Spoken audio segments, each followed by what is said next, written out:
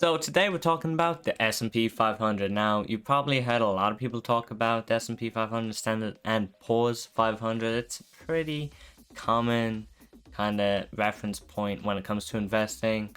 People like Graham Stephan are huge advocates of this. And so today I'm going to be talking how to invest in it, completely beginner's guide. You don't even have to have invested before. But before that, we're going to talk about the S&P 500, what exactly it is, its pros and cons, and then towards the end, we'll get into how you actually invest in it, because the S&P 500 itself is just an index, and it's not possible to invest in an index as that's merely a tracker. So you have to invest in something called an ETF, an exchange traded fund, which tries to replicate the actual S&P 500. So let's start off talking about the S&P 500, quickly break it down just in case you don't know exactly what it is. So it merely is a market index that really is the top 500 companies that Standard & Poor's track, and basically the companies are weighted. We'll go through the weightings here so you kind of know what that means.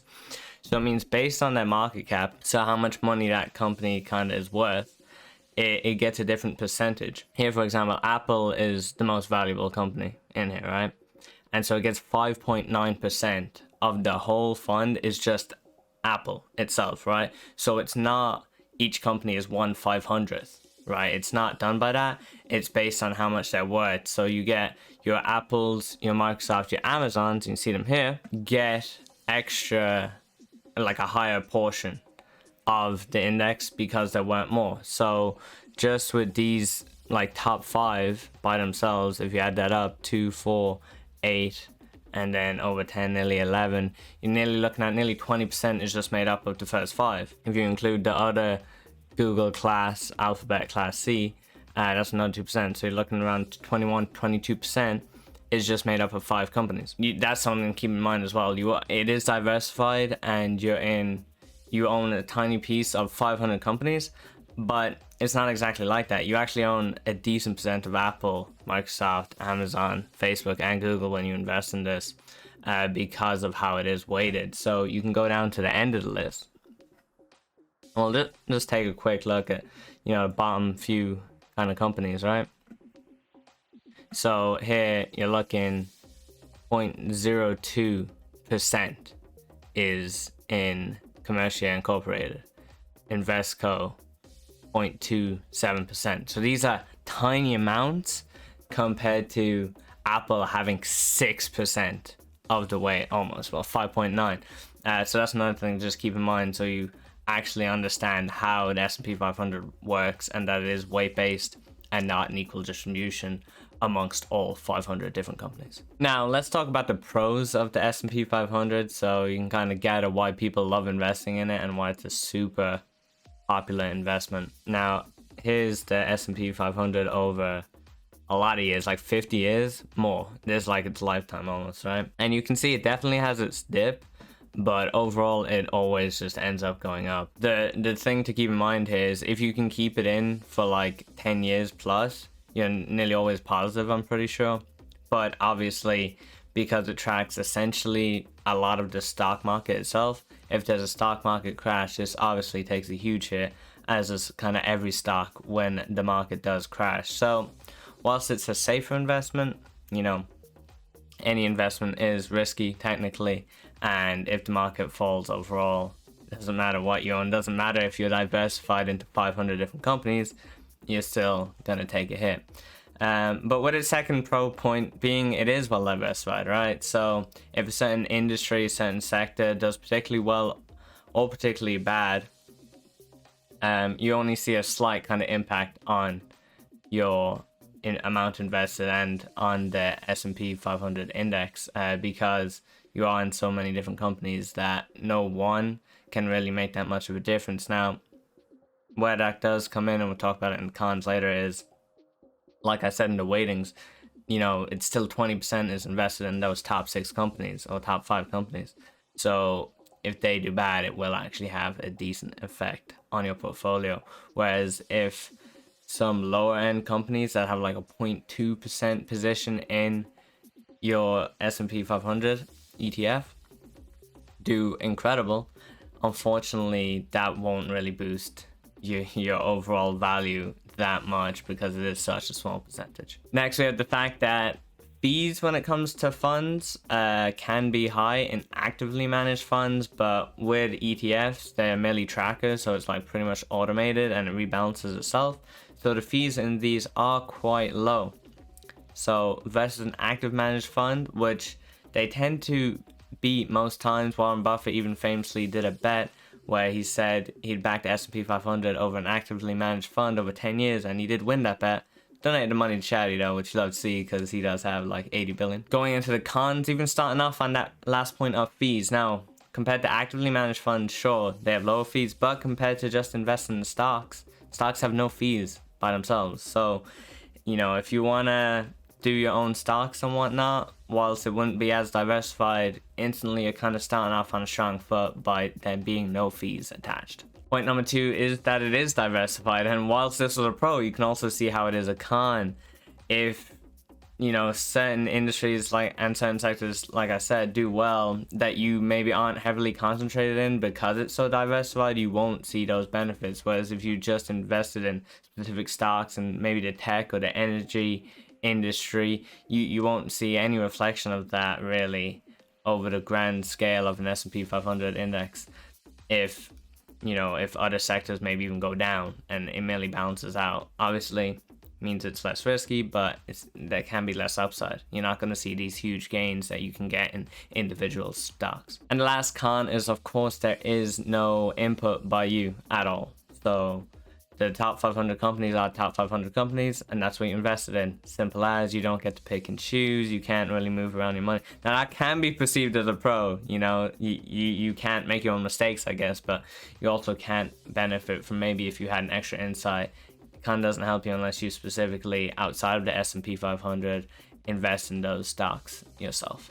And finally, how do you actually invest in it? Okay, I've sold you on the idea of the S&P 500. You want to copy me, you want to get some money in here, you want to see what it's all about, but how do I do it? Well, you can Google the S&P 500, and I'm talking about this because this is what I did originally when I had no idea what I was doing, okay? And the S&P 500 comes up and you're like, okay, this is cool.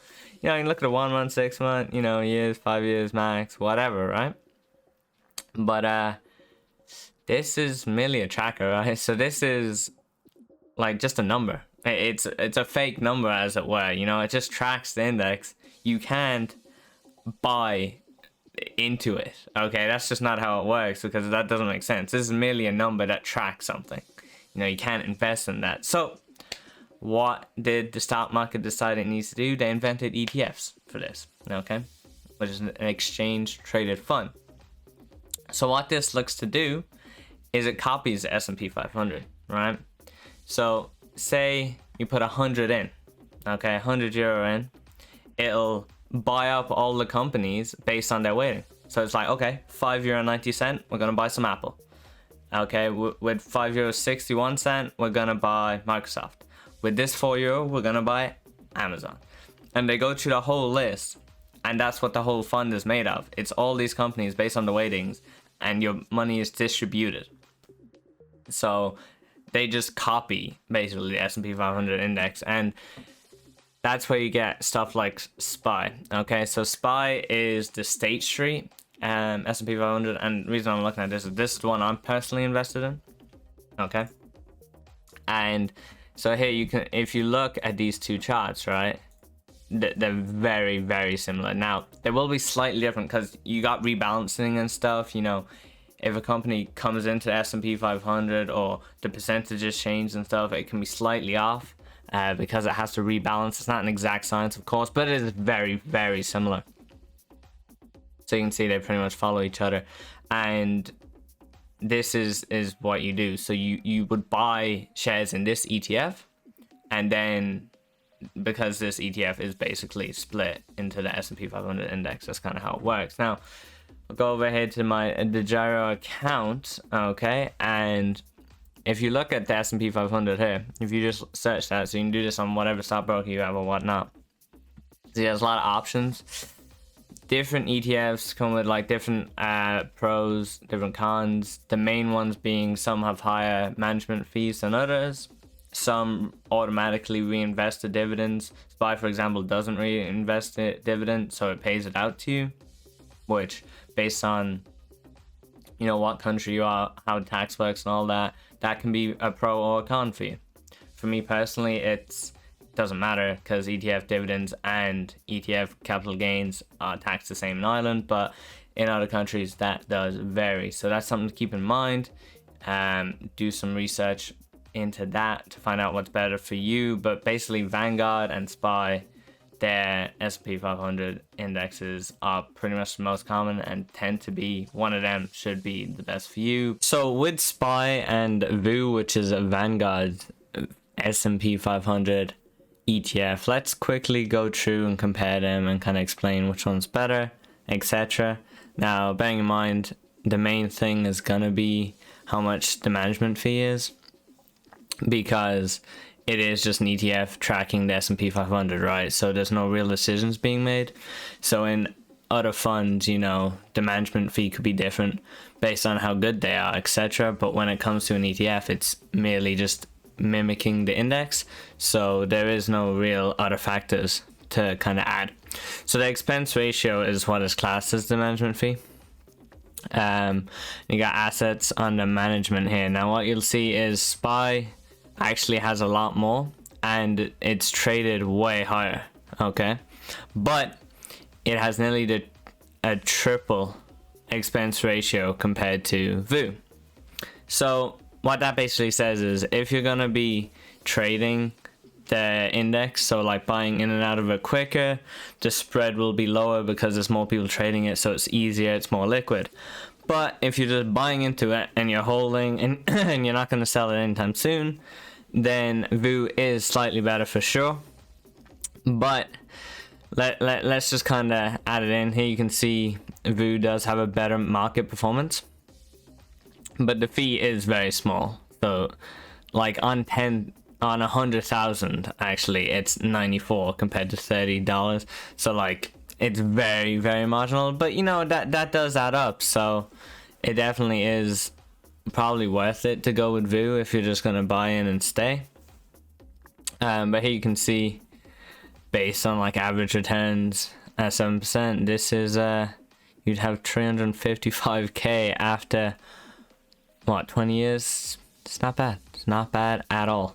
As opposed to 359 if you went with VOO. So even over 20 years, the difference is about 4,000 for 100,000 invested, which hey, it's still an extra $4,000 at the end of the day. So it is what it is. But anyways, guys, hope that helped you make your decision if you do plan to buy some S&P 500. And yeah, make sure to like, comment, and subscribe, and I'll catch you guys in the next video.